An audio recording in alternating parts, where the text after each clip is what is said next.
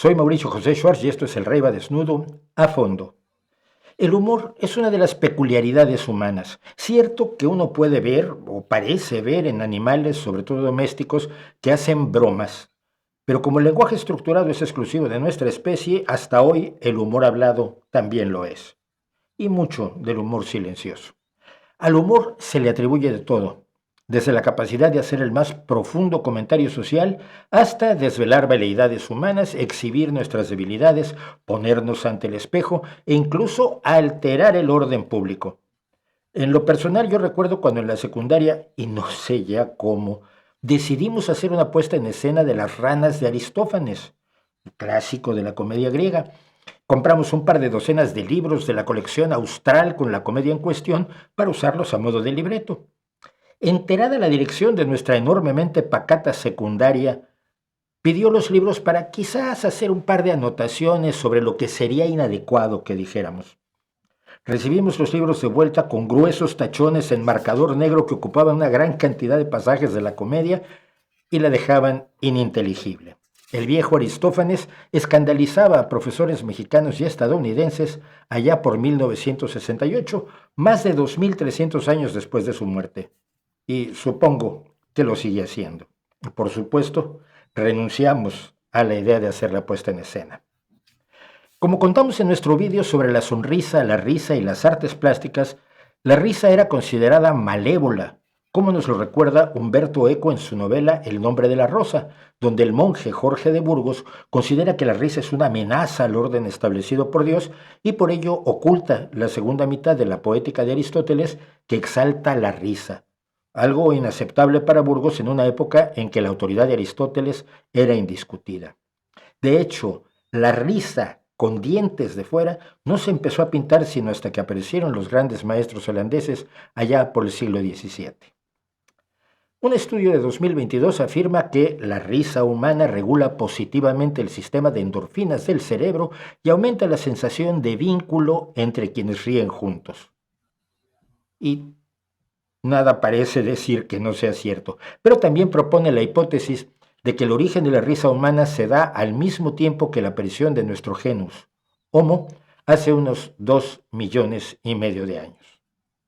2,5 millones de años son muchos años de risas y de personajes, de bufones en todas las culturas, de comediantes, de saltimbanquis, de faranduleros, de escritores y artistas que buscan la risa. Y como yo he tenido la suerte de ver en vivo por igual a Miguel Gila que a David Larible, uno de los mejores payasos que ha dado Italia, y que me ha apasionado por la historia precisamente de los payasos y los bufones y de personajes como Charlie Rivel, Chaplin, los hermanos Marx, George Carlin, Joseph Grimaldi, la familia de payasos Fratellini, Monty Python, Rowan Atkinson, Joaquín Pardavé o Eugenio, entre otros muchos más que me han hecho reír. Lógicamente hace tiempo me enamoré de los hilos sobre humor con el nombre de Make and Laugh que hace en Twitter un tal Manuel de Barcelona, donde ofrece datos sorprendentes y cuenta historias amorosamente reconstruidas de grandes humoristas, sobre todo del cine y la televisión. Así que resultaba imprescindible invitar a Manuel de Barcelona, que en realidad es Daniel Guillén, a que nos acompañara en el canal. Muchísimas gracias por acompañarnos, Daniel. Gracias a ti, Mauricio. Es un placer estar aquí en este canal. Rápidamente, nacido en Barcelona en el 73, Daniel Guillén ¿Mm? es Manuel de Barcelona y viceversa. Si no sabe usted quién es Manuel de Barcelona, ahora se lo vamos a contar. Con experiencia como periodista en distintos medios, en Radio Nacional España y en EFE, hace años que centró su carrera profesional en el ámbito de la comunicación corporativa y más recientemente en la creación de contenidos digitales. Y allí estamos muy cerca, pero yo durante muchos años hice comunicación corporativa cuando todavía no había vídeo y lo hacíamos con diapositivas. Y después, pues ahora estoy haciendo también esto. Así que, pues empecemos con el principio. ¿Quién es Manuel de Barcelona para quien no lo conozca? El personaje de Twitter, ¿te refieres? Sí, sí, sí.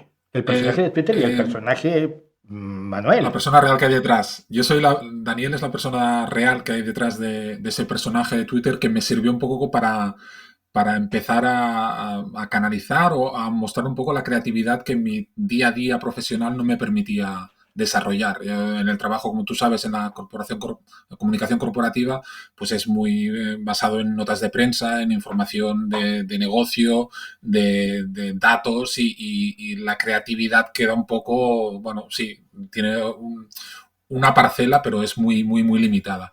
Y el perfil de Twitter ese que creé, pues me permitía empezar a hablar de cosas que a mí me gustan mucho, como puede ser el cine, la música, la comedia sobre todo. Y desde 2021, pues empecé con esos hilos que tú comentabas, los Make 'em Love, que son un poco pequeñas cápsulas de cosas que a mí me gustaban o me interesaban y que creía que la gente le podían interesar también y descubrir, ¿no? De aquellas arenas, ¿no? O de aquellos lodes, esos polvos, ¿no? Y se convirtió en este libro, en este Hazme Reír, que la verdad es que me estaba dando muchas, muchas satisfacciones. Ahora, la foto que aparece en tu perfil de Twitter no eres tú, es No soy Manuel, yo, no el soy de yo. Barcelona, Es Manuel. o concretamente Andrew Sachs. ¿Quién Ajá. es ese Manuel de Barcelona del que tú te apoderas Vale. un poco? Sí, fue un homenaje que hice a una de las series que yo empecé a descubrir en mi adolescencia, juventud o infancia casi, en los años 80 en TV3, en la televisión autonómica catalana. Empezaron a beber mucho de las series de la BBC, las grandes series de comedia de la BBC, como Fawlty Towers, por ejemplo, que es esta de la que sale el personaje de Manuel. Y como él era de Barcelona como yo, aunque no se llamara Daniel como yo, sino Manuel, pues me apropié de ese personaje, de ese carácter y fue el que me daba voz en Twitter, desde el anonimato, pero sin pretender ser un troll ni ser hacer un uso, digamos, indebido de lo que son las redes, sino un poco, pues bueno, creía que era un personaje que me encajaba. Es un personaje que descubrí tardíamente que era de Barcelona, porque cuando yo empecé a ver la serie en los años 86, si no me equivoco, Manuel era de México. A nosotros nos vendieron en TV3 que ese personaje era un Manuel mexicano, porque al ¿Y hacer la los doblajes traslación, eran en mexicano? totalmente, sí, sí, Ah, eso era no lo sabía mexicano. yo. Sí, sí, sí. O sea, Manuel en Barcelona, o sea, en TV3 tradujeron la serie al catalán, entonces todos los ingleses hablaban catalán y para que hubiese el alien, esa persona, esos conflictos lingüísticos que se producían Sí, sí, entre sí. él, pues no justificaba que fuera de Barcelona y no entendiera al menos el catalán, ¿no? Y Claro. lo convirtieron en Manuel mexicano, que de Eso no lo hecho sabía. pues la serie incluso cuando llegó a España en el 81 solo se emitió un episodio porque le convirtieron en Paolo italiano. Lo mismo, porque los personajes ingleses hablaban todos en castellano y el Claro. Manuel no podía hablar el mismo idioma. Y de ese enamoramiento de esa figura cómica que me parecía muy, muy graciosa, pues fue lo que me permitió adoptarlo para el canal de Twitter.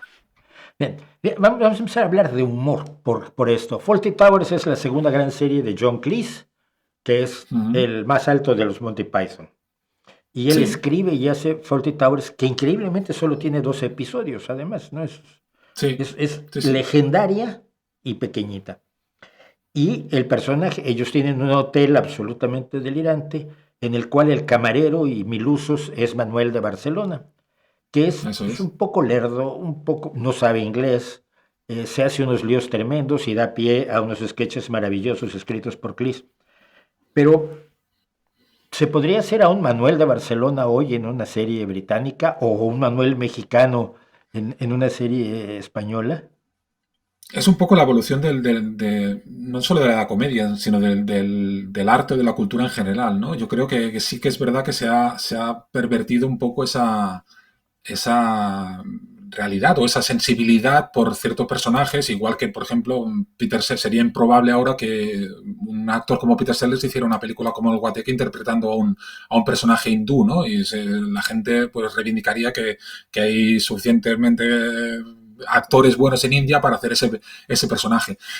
Yo creo que en el caso de Sellers y en el caso de John Cleese con Fawlty Towers, no creo que fuera tanto un interés por mofarse de la cultura hispana en un caso, hindú en la otra, sino de buscar unas situaciones que realmente eran cómicas. Y Cleese siempre ha defendido que ese personaje lo que quería o lo que él usaba para criticar no era tanto al pobre inmigrante que no entendía el idioma y que se encontraba en situaciones estrafalarias, sino a los empresarios que contrataban a gente que realmente no estaba capacitada para hacer el trabajo al cual se le estaba pagando. Pero como les pagaban menos por ese motivo, pues ya les servía, ¿no? Y Clis decía, pero es que eso sigue pasando, y todavía en la actualidad pasará en todas las ciudades del mundo, Claro. que hay camareros en Roma que no hablan italiano, en Barcelona que hablan, chapurrean un poco el castellano, pero como son mano de obra barata, pues los empresarios los meten ahí a perjuicio, digamos, del cliente, ¿no?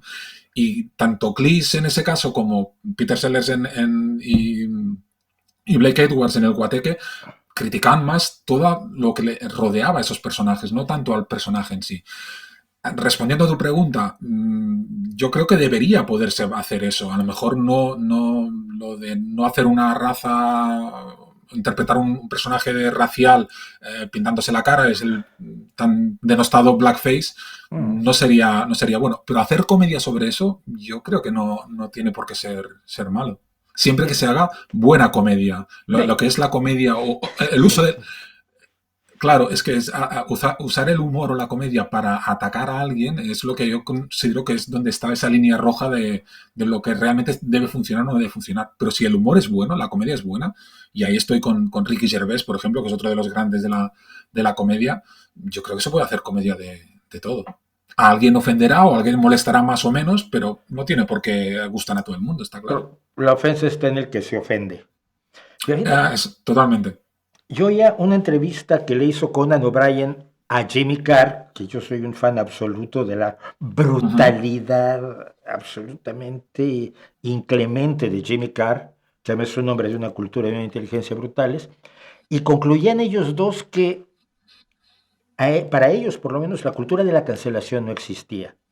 Y yo me Uh -huh. atreví a pensar que la cultura de la cancelación se aplica a los que sientes cerca, a los que sientes tuyos que te han traicionado, no sé, a J.K. Rowling, los que Uh -huh. sentían que ella ya era de su equipo y de pronto opinaba distinto.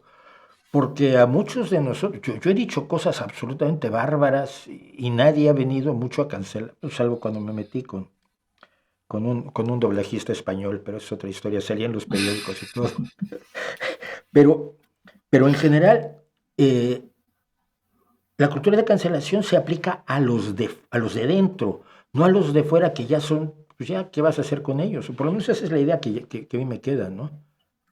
Claro, es un poco la sensación de frustración o de decepción por alguien que consideras aliado o tuyo o compañero, llamémoslo como queramos, que te falla. Tienes la sensación de que al hacer un chiste de X te puede haber fallado, un chiste o un comentario o una acción, ¿no? Hay gente que asociamos a una cierta ideología y que con una acción puede ser que esa ideología pues se nos venga abajo.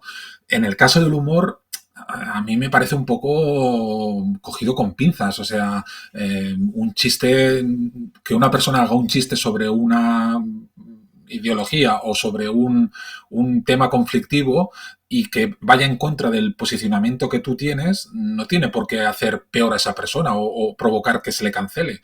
Simplemente a ti no te gusta o a ti te ofende o tú consideras que esa opinión no va contigo. Pero otra mucha gente sí. Lo que pasa es que en la actualidad es verdad que la gente posiciona muy rápidamente a un bando o a otro, y entonces se pierde mucho el foco de lo que realmente es bueno o mal humor en ese sentido, ¿no? Fíjate, siempre pienso en una cosa, lo que hacen yo veo mucho late night estadounidense, y Uh -huh. siempre hay ciertos chistes de asuntos medianamente recientes que de pronto hay abucheos por parte de la gente. Y recuerdo que Stephen Colbert concretamente dice siempre, too soon, demasiado pronto. Es decir, tiene que pasar un tiempo determinado después de una tragedia, de una desgracia o de una muerte o algo por el estilo, para que puedas hacer Sí, humor sobre ello. Y a mí siempre me ha parecido muy curioso, porque es cierto, ¿no? Hoy yo me río de cosas, hay chistes no sé, del emperador Augusto, por ejemplo, que supongo que en tiempos de Augusto te hubieran cancelado. ¿Te sabes el chiste más viejo que se sabe, que se conoce de Augusto? ¿No? ¿Cuál es? Augusto estaba de viaje y de pronto vio un hombre que se parecía muchísimo a él. Y se le acerca a Augusto y le dice, ¿por ventura tu madre alguna vez sirvió en palacio? Y el hombre se gira y dice, no, pero mi padre sí. Y es un chiste del siglo IV y sigue funcionando. Y eso es lo más Sí. impresionante, que el humor de entonces sigue funcionando. Es que eso es lo que decíamos, que si, mientras el humor sea bueno, tendrá una vigencia. Y hay chistes de épocas en la cual a lo mejor nos chirrían un poco, pero aún así te sigue riendo, siguen funcionando esos chistes. Y eso es lo que denota que realmente ese chiste está trabajado. Volviendo a Gervais, Gervais dice que él defiende, o sea, que él podría defender el 100% de los chistes que ha hecho porque son chistes que ha preparado con mucha dedicación, con mucho mimo para decir realmente lo que quiere decir y que sea algo que realmente sea gracioso. Lo que yo no puedo pretender es que hoy en día haga un chiste que dentro de 15, 20 años no sea polémico porque hayan cambiado pues, la realidad social o lo que sea, ¿no? Pero en ese momento funciona y en muchos de los casos de chistes de Gervais de hace 20 años siguen funcionando perfectamente. Son chistes polémicos, son chistes conflictivos porque son duros, igual que los de Jimmy Carr, pero a mí, por ejemplo, yo soy un público bastante fiel de Gervais y de ese tipo de cómicos. Pero eso no quita que haya un chiste que te pueda ofender o te pueda molestar y eso no es malo, no creo que sea nada censurable, al contrario, ni que indique que no tengas sentido del humor. Depende, te tocan en un momento concreto un chiste y te afecta mucho más que a otra persona o a ti mismo en otro momento. Vamos a una cosa que tú que lo has manejado puedes comentar sobre ello. Hay una diferencia entre el humor estadounidense y el británico que no alcanzo a aprender completamente. Una característica sí. Los ingleses autodenigrarse les encanta. Cuando alguien hace un Mm. chiste de que te deja como un imbécil o con tipo de los dientes grandotes y se descocharran de la risa y les parece muy bien. Cuando yo siento que muchas de esas bromas en Estados Unidos hacen que un tipo con una gorra roja se voltee y te afloje tres muelas. Pero más allá de la autodenigración que es muy británica, ¿qué diferencia sientes tú que hay entre esos? Porque son dos tipos de humor muy diferentes, que a mí me gustan los dos. Yo soy fan, por supuesto, igual de Racing Dump, que fue otra gran Mm. serie cómica de británica, que de Lucille Ball, ¿no? Claro. No te sabría decir la diferencia. Lo bueno es que la mayoría tampoco debe haber tanta diferencia cuando la mayoría de productos británicos, por ejemplo, funcionan muy bien en Estados Unidos y viceversa. O sea, grandes series cómicas, sitcoms americanas, tienen un gran público en Reino Unido. La ventaja que tienen es el idioma, que es algo que creo que los latinos no hemos sabido explotar suficientemente. Los vínculos de España con otros países latinoamericanos, la comedia, ha funcionado en muy pocos casos y así como de Reino Unido a Estados Unidos sí funciona con mucha facilidad, en nuestros países, en los países de habla hispana, no hay tanto tránsito entre unos. Hay algunas excepciones, como puede ser, pues, no sé, remontándonos a unos años atrás, a Cantinflas, por ejemplo, mexicano, que era una gran estrella en España, o más recientemente, aunque tampoco son muy nuevos, Lelutier, pero no hay ese tráfico o ese contagio humorístico, cultural, cómico entre nuestros países como sigue en los ingleses. Pero no sabría tampoco encontrar cuáles son las distinciones entre el humor británico y el humor inglés. A pesar de que, como tú, sí identifico que son muy distintos uno del otro. Lo que dices de los países hispanoparlantes es interesante. Yo me inicio en el humor argentino con Joaquín Verdaguer, que contaba chistes verdes, o lo que en aquel entonces se consideraban chistes verdes. Eran chistes muy picantes en los años 70 que los oyes hoy y se los cuentan los niños en el jardín de infancia. Absolutamente. Y chistes muy como el primer chiste de la historia, ¿no? Si conoces el primer chiste de la historia. Eh, A ver, ilústrame. es un chiste de mesopotámico de que ocurrió algo que nunca había ocurrido en toda la historia. Una recién casada no se tira un pedo en el regazo de su amante. Pues mira, si es pedo, culo, caca, pis, pues ya es chistoso. Siempre funciona. Y esto se supone que desde el 1900, antes de la era común, desde unos 2200 años. Pero yo me inicio con Verdaguer. A Lelutier incluso llegué a conocer a dos de ellos, a Carlitos López Pucho y a otro que luego salió. Pero Lelutier es un caso brutal porque tienen un largo recorrido. Gila tiene Sí. un largo recorrido. Yo un Ujú. día, nosotros íbamos a un tablao flamenco en México. Y un día llegamos y hay cola y te están cobrando la entrada. Y tú dices, ¿por qué me cobras la entrada si tú nunca me has cobrado? Es que Gila es amigo del dueño y está de paso por aquí y va a actuar hoy. Mesa de pista, por favor. Porque ya Hombre. conocíamos a Gila. Gila tiene largo recorrido. Eugenio tiene un largo recorrido de años y años. Ujú. Chiquito de la Calzada tiene un largo recorrido. También. Pero grupos que a mí me parecieron geniales, eh, como ya no me acuerdo ni del nombre, de los El Barón de Bidet, ah, La trinca. La Trinca, no tienen Ujú. recorrido. Y hay muchos comediantes de gran nivel que de pronto no tienen ese recorrido que te deja la posibilidad de trascender a otros países, ¿no? Y a otras culturas. Sí, yo creo que también se promocionó en muchas épocas.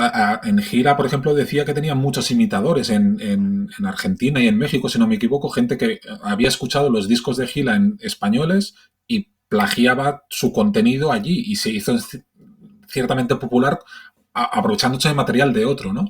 Pero no ha habido ese tráfico, como tú decías, más allá de esas grandes figuras, de trascender en otros países a pesar de compartir la misma lengua, ¿no? Un caso a lo mejor más internacional puede ser Tricicla, porque juegan Ellos sí.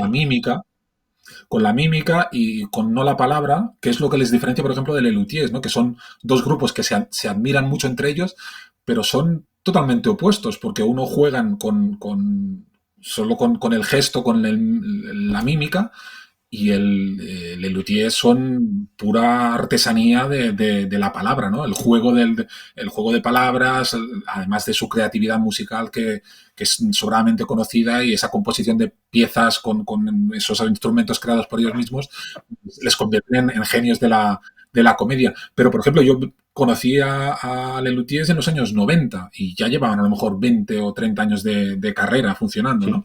Sí. Eh, y ya entonces eran gente, o que los veías gente mayor. Yo a lo mejor tenía 19, 20 años y ellos pues ya se les veían personas mayores y aún así supieron captarme, pero yo creo que ese ha sido un poco el freno que han tenido en otras generaciones, ¿no? Que no los han visto como cercanos a nivel de formal, digamos, a su manera de ser o a su manera de entender la comedia. Y en cambio, a la que descubres uno de los espectáculos de Lelutiers, tienes que ir buscando más y más y más y Sí. más porque son inagotables. Son adictivos. Fíjate, el año que tú naciste fue probablemente el año que nosotros descubrimos al luthier. Nosotros, mi ¿Sí? grupo de amigos en el bachillerato, ¿no? Y el Ajá. otro día lo hablaba con un amigo mío que no veía yo hace 50 años. Pero, saliéndonos de los medios de teatro, cine, televisión, Sí. absolutamente silencioso es el humor de Quino. Y se Mm. hizo no solo en todo el mundo hispanoparlante, sino que es un humor internacional.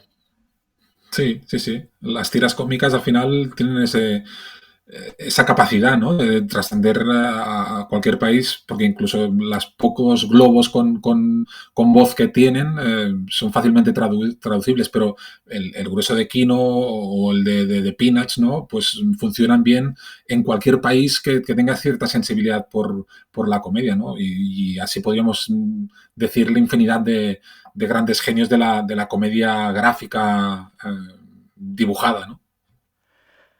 Ahora, eh, ¿cuál es tu serie favorita estadounidense?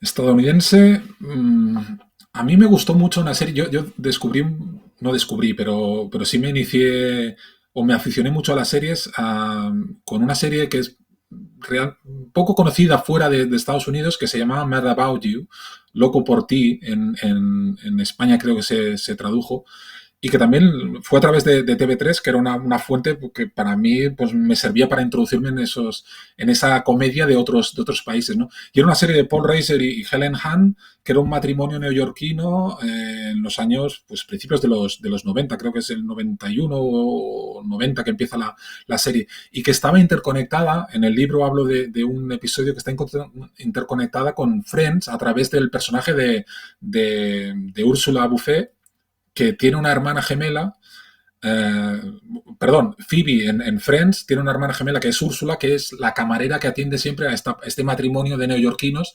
en un café propio de la Gran Manzana. Y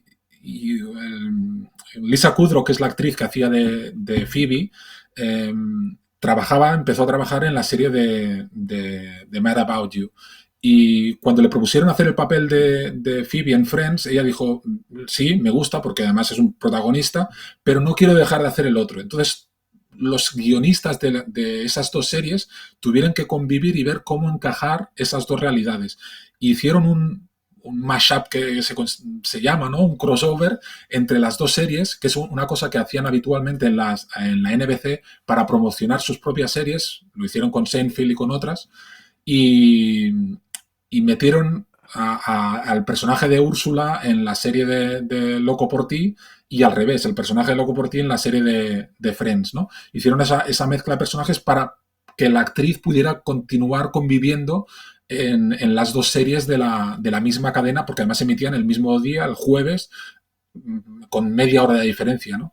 Es una serie que le tengo mucho cariño y que es poco conocida y que creo que la gente que la descubra le puede gustar mucho. Y luego a mí me ha enamorado, a pesar de las reticencias que tenía para descubrirla, eh, tras ver la original de Gervais, The Office. Yo creo que la versión americana de The Office es una serie total, o sea, una serie perfecta a nivel de comedia, que aprovecha todas las virtudes que tenía el original más ácido, quizá, o más cáustico, ¿no? Llegaría a decir de Gervais, y le abre otro campo más americano, más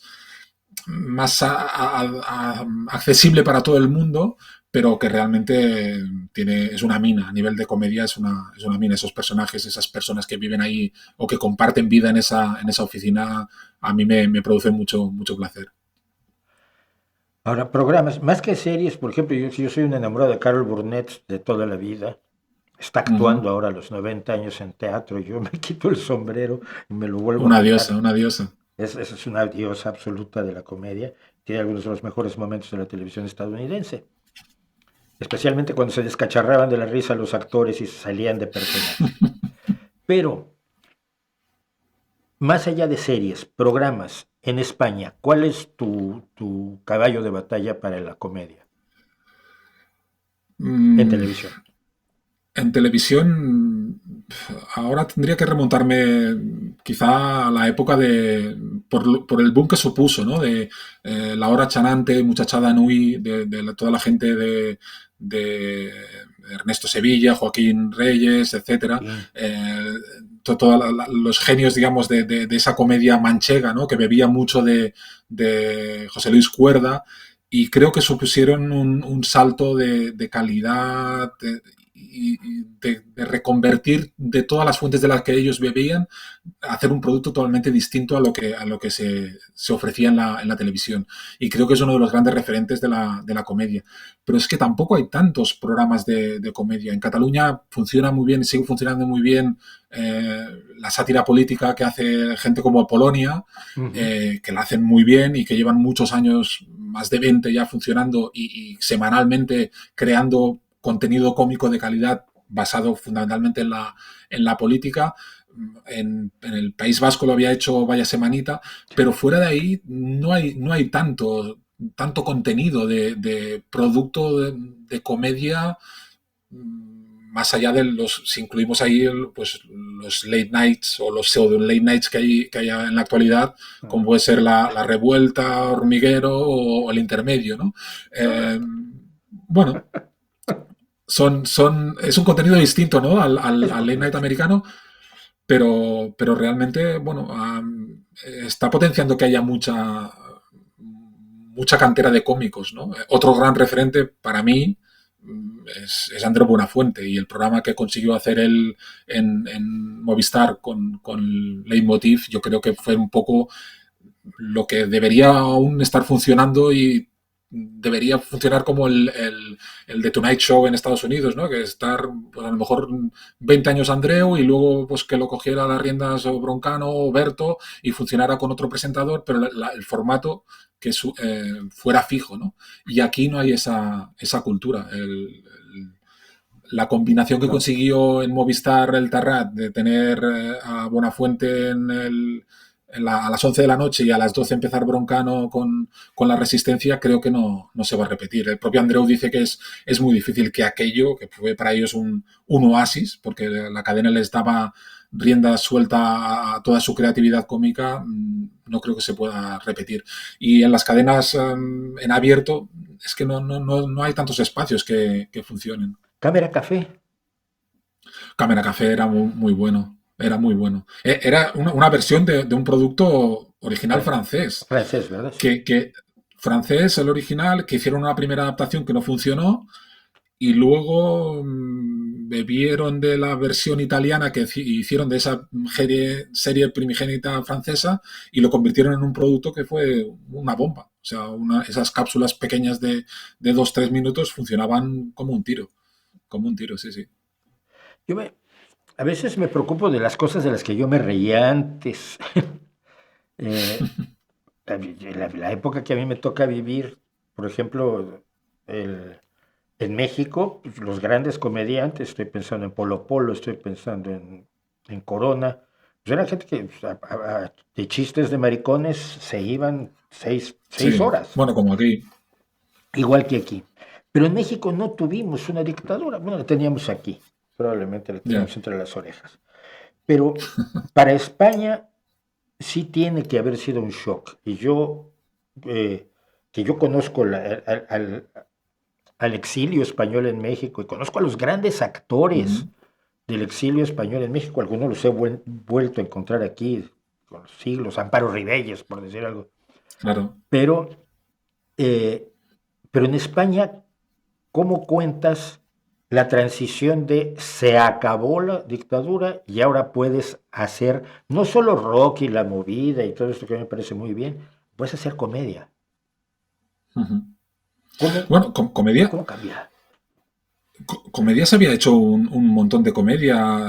Berlanga había luchado contra la censura para hacer sus películas, y eran unas películas que tenían mucha esa acidez cómica, ¿no? Ese sarcasmo, esa ironía de ver cómo le permitías colar o podías colarle a la censura un chiste muy bueno sobre una situación que en la dictadura difícilmente te comprarían.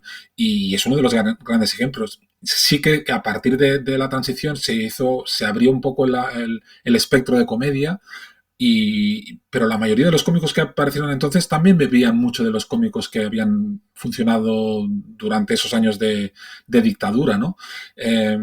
Pero sí, la verdad es que fue un salto a nivel sobre todo de temática, ¿no?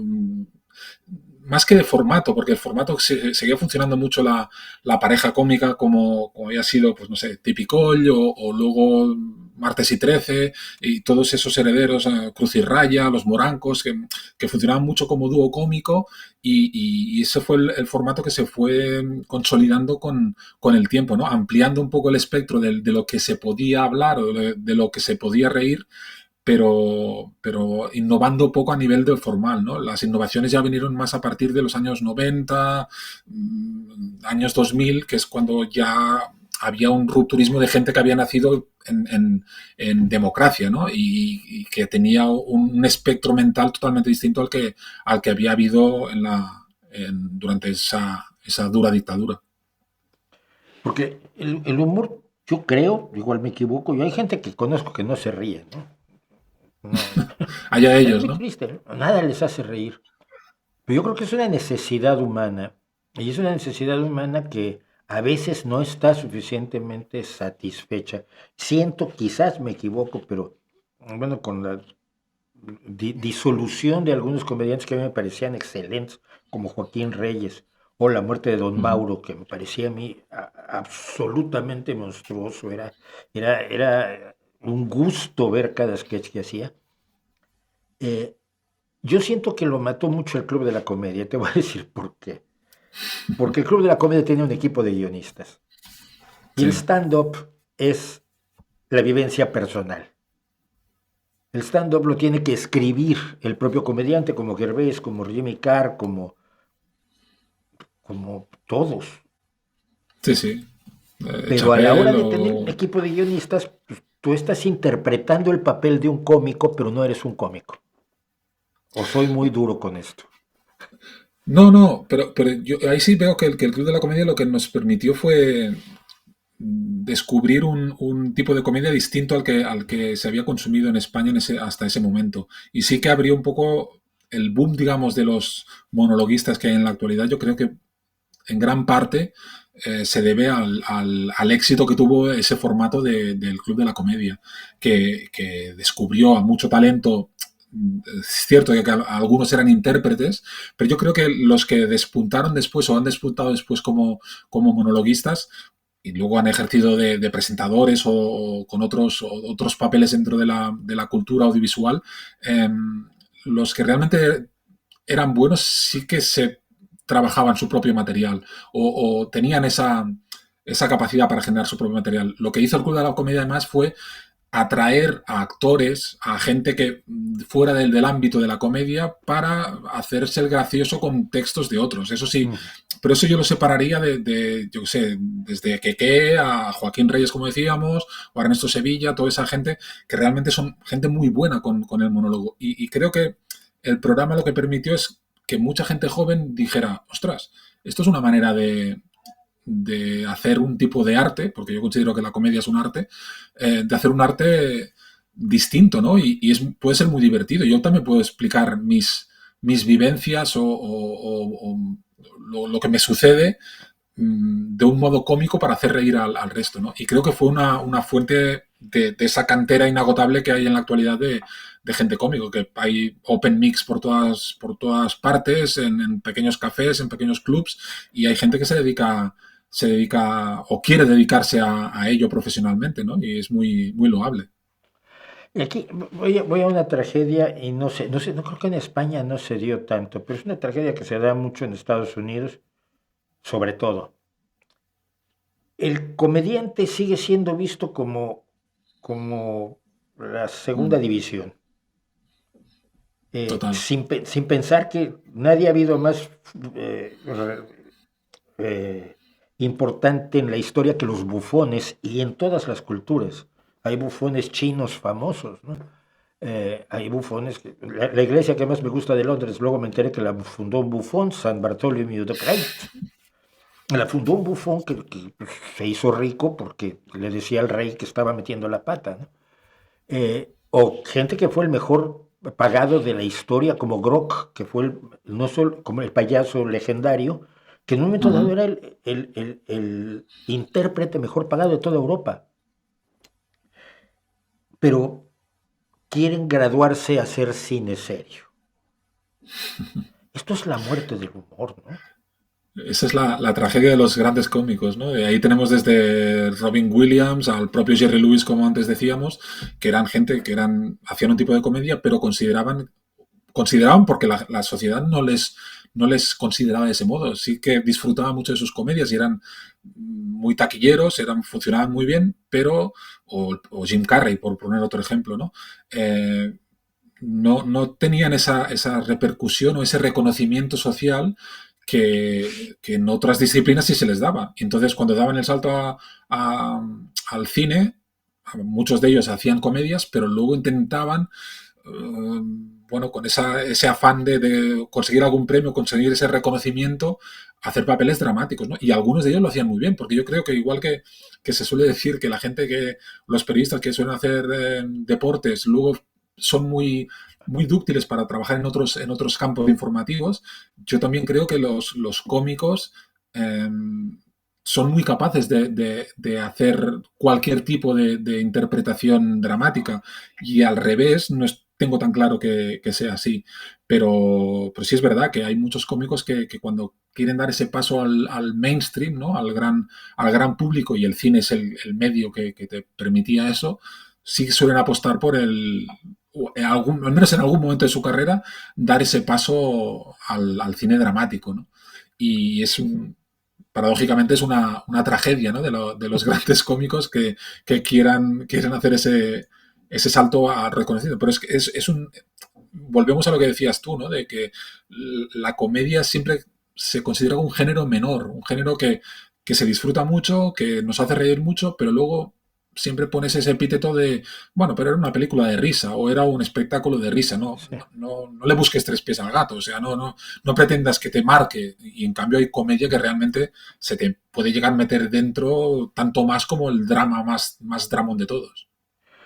Yo que hice algo de teatro, recuerdo que siempre se decía en el teatro como una máxima, hacer llorar a la gente es muy fácil, Sí. hacerla reír, eso es de los grandes. Y me recuerda, curiosamente, tú que usas, por contextualizarlo, el nombre de los hilos estos maravillosos de Manuel de Barcelona, de Daniel Guillén, se llaman Make 'em Laugh. Y Make 'em Laugh es Ujú. una canción que se usó varias veces en el cine, en el musical, que a mí es lo que más me gusta del mundo, Sí. escrita por Arthur Freed, Ignacio Brown, pero en una frase dice, ya que estamos en esto, o puedes estudiar a Shakespeare y ser muy parte de la élite, y puedes encantar a los críticos y no tener nada que comer, pero Ujú.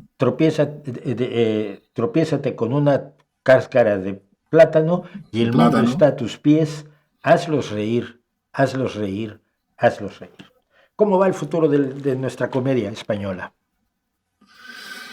Yo creo que hay mucha gente que se dedica a hacer comedia, como decía antes, y comedia muy buena. Y a pesar de que no haya tanta presencia con programas como tal, sí que creo que hay una cantera de gente. Hay muy buen guionista actualmente de comedia, hay muy buenas mujeres cómicas, que eso también es uno de los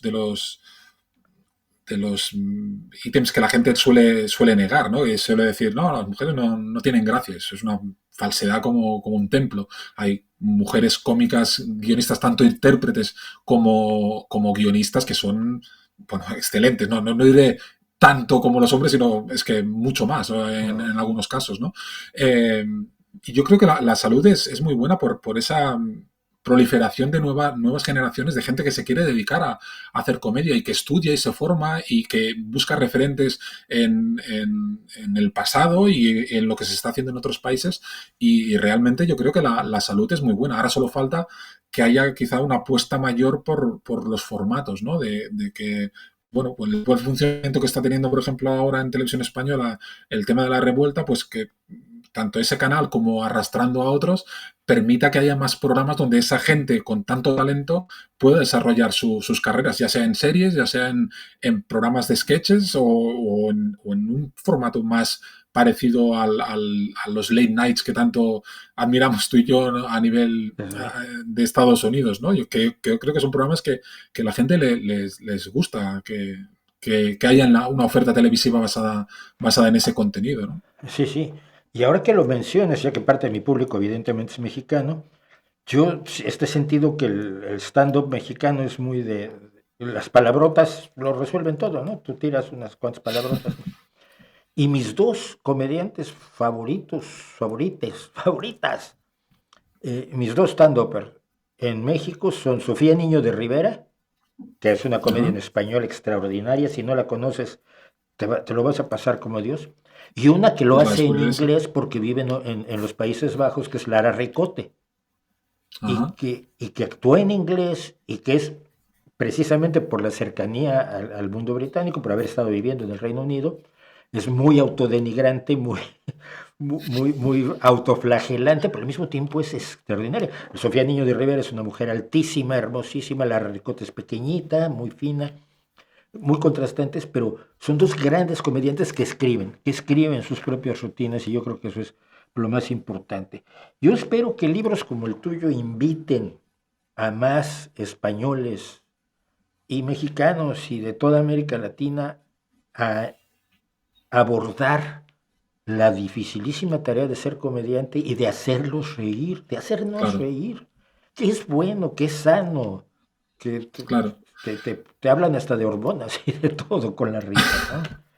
Sí, es que el libro, que es este que comentábamos, aquí, Hazme reír, Sí, el libro es eso, es un homenaje a a ese talento, ¿no? A esas personas con talento, tanto hombres como mujeres, aunque haya predominancia de hombres, porque también me pasó en el pasado y las figuras cómicas femeninas eran mucho menores, pero no es más que eso, un homenaje a esas personas que dedican su tiempo y su creatividad a hacer reír al prójimo. Y eso es algo que la sociedad debería valorar mucho más de lo que creo que valora. Y son figuras totalmente imprescindibles y necesarias para el buen funcionamiento social, ¿no? De tener esa parte de sensibilidad cómica, yo creo que hace más rica a una persona y a una sociedad en general. Y una sociedad que es capaz de reírse de sí misma y de reírse de otras cosas, al final yo creo que funciona mucho más sanamente que no otra que es más retraída y más seria o más pensativa en todo lo que sucede a su alrededor, ¿no? Ese punto de vista bufonesco o de hazme reír que tienen los payasos, los bufones, los cómicos, los comediantes, realmente aportan muchísimo en todos los aspectos. sonreí porque he estado viendo cortos de un cómico islandés que se burla de los nórdicos. Y todas sus sketches son de nórdicos y son conversaciones entre él y él mismo y te lo recomiendo mucho. Se llama Olaf, porque pues, lógico, tenía que llamarse Olaf, ¿no? ¿Cómo se va a llamar, no? ¿Cómo se va a Claro. llamar? Pero fíjate, la sensibilidad, me acabo de acordar de algo sobre la sensibilidad del comediante hacia otras cosas. Cuando Gene Roddenberry presentó el primer piloto de Star Trek, Uh -huh. que les habían dicho a los productores que era así como disparos en el oeste, pero en el espacio, cuando vieron el producto dijeron no. Pero lo vio Lucille Ball. Es que, Esto por ya la cierto, te iba a conoce decir muy poca eso. gente. ¿Eh? ¿Tú Te iba a conoces la decir eso, historia? que Star Trek, los Intocables, grandes series existen porque Lucille Ball y Desi Arnaz, a través de Desilu, de su estudio, Eso es impulsaron esas series. O sea, le vemos, no, más allá de Lyle de of la Lucy, comedia. de todas las series de la comedia que hicieron ellos magistralmente en la televisión originaria, digamos, de Estados Unidos, todas las grandes series que vinieron a posteriori, buena Sí. parte de ellas se las debemos a esa pareja y a Ah, Lucille eso. Ball en Sí, definitiva. sí. Por cerrar, Lucille Ball no solo dijo que hicieran otro piloto, sino que puso $300,000, que en 1952 eran muchísimo dinero, Muchísimo dinero. para hacer el segundo piloto que nos dio uno de los más grandes clásicos de la televisión no cómica, aunque tiene un par de capítulos como el del problema con los Tribbles, que es muy, muy cómico. Pero es que la sensibilidad del cómico va más allá de la comedia y esto siempre, Totalmente. siempre es relevante verlo. Es lo que te decía yo, Jimmy Carr es un tipo de una cultura absolutamente impresionante. Rowan Atkinson, ni se diga, ¿no? Y Sí, sí. probablemente la más grande defensa de la libre expresión que yo he oído en los últimos tiempos es un discurso de Rowan Atkinson. Atkinson. Uh -huh. Pues No, es muchísimas gracias por acompañar. Si me di lo que quieras, ¿eh? No, decía eso, que Rowan Atkinson es otro de los grandes genios que ha sabido tocar casi todos los palos, digamos, de la comedia, porque hizo sketches cuando empezaba, recién salido de Oxford, si no me equivoco, Sí. hizo el programa de comedia de This is not the 9 o'clock news, luego hizo una serie majestuosa que es La Víbora Negra o Blackadder. Blackadder, que es una serie, si Fawlty Towers es la gran serie británica cómica por excelencia, yo creo que Blackadder es la segunda. Claro. Y luego creó un personaje que es la gran estrella mundial, que es Mr. Bean, que es un personaje que hace reír a gente de China, de la India, de Hawái, de Italia, de España, de todas partes, porque es imposible no reírte viendo episodios, que tampoco hay tantos, episodios de Eh, Mr. Bean, más las películas que hicieron es un personaje mítico y creo que Atkinson con eso demuestra que es un genio de la comedia porque ha tocado de todo. Y en stand-up, yo recuerdo cuando recibe a la gente al infierno como Diablo Mayor. También, Es sí, un sí, sketch es inolvidable. buenísimo. Pues que nos hagan reír y que tú nos lo cuentes porque seguiremos al tanto de lo que haga Daniel Guillén, Manuel de Barcelona, en Twitter, Twitter X, como le quiera llamar el señor. ¿Ya te fuiste a Blue Yo le Sky? sigo llamando Twitter. Yo Sí, también. sí, sí. ¿Ya estás en Blue Yo cambié Sky? también, pero estoy ahí, pero sigo todavía en Twitter. A pesar de que hay un bajón importante ahora de seguidores, supongo gente que va o dejando las redes o pasándose a otros canales, pero de momento sigo combinando ambos. Pero sí, sí, tengo presencia ya también en Blue Sky porque al final cuando tienes ese apego con la gente y descubres las ventajas de las cosas buenas que puede dar esa red social, yo creo que es muy difícil renunciar a ella. ¿No? De momento estamos en las dos hasta que nos eche Elon Musk Eso es, porque le eso caigamos es. gordos. Mientras tanto, pues muchísimas gracias, Daniel, y en otra ocasión, si Gracias a hay ti, Mauricio. oportunidad, conversaremos. Muchas gracias. Chao. Reírse, reírse de uno mismo, eso es muy difícil, muchos no lo saben hacer. Reírse de aquellos de los que merecen que uno se ría de ellos y reírse de los que no, reírse de absolutamente todo. Alguien dijo alguna vez, y con esto voy a terminar, la vida es demasiado corta como para tomársela en serio. Y fue alguno de los grandes comediantes, no sé si recuerdo si fue W.C. Fields. Tenemos que promover, apoyar y querer a nuestros comediantes. Nos cuentan mucho de nosotros mismos. Nos ponen frente a cuestiones que a veces no queremos ver y además nos hacen pasarlo bien.